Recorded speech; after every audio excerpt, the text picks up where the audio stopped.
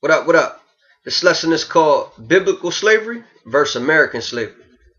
And this lesson is dedicated to people who try to knock the Bible for its laws on slavery, and is also for those who try to justify American slavery through the use of the Bible.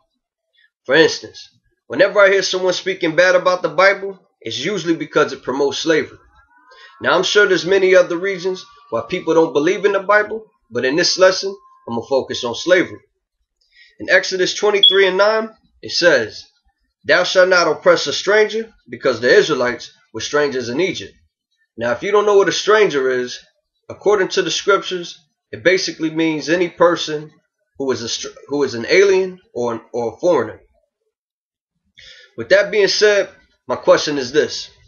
If these American slave owners were using the Bible as a reason to commit slavery on the Negroes as well as the Native Indians, why did they do the exact opposite of what the Bible is telling us to do?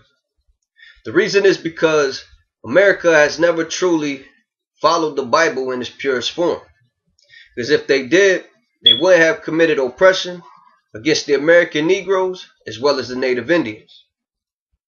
Another reason biblical slavery is nothing like American slavery is because the Bible wasn't based off race the way it was in America. In Leviticus 25:47, it says that even a stranger could become rich by the hand of a slave.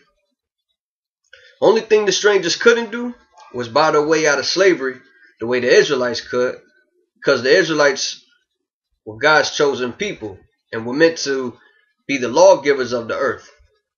According to Deuteronomy 7:6, "For thou art an holy people unto the Lord thy God. The Lord thy God has chosen thee to be special people unto himself above all people that are upon the face of the earth."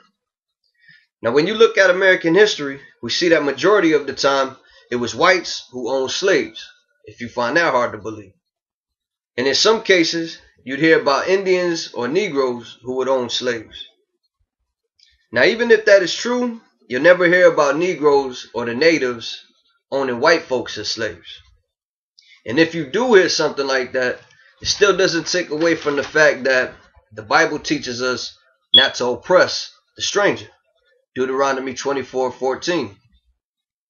Another reason American slavery and biblical slavery is nothing alike is because the Bible clearly tells us not to kidnap a man, and if he did, he was to be put to death. Exodus 21:16. Now, when we look at American history, we see that American slave owners basically made a sport to go around kidnapping the Native Indians as well as the Negroes. And in the movie 12 Years a Slave is a perfect example.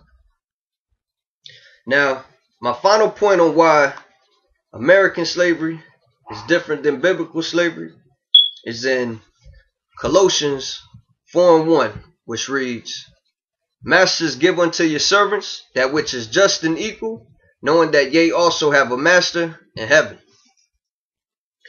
In the scripture, Paul is telling us how a master should take care of his slave, according to the law of Christ as well as the law of Moses, which was nothing like the harsh bondage that took place during the transatlantic slave trade.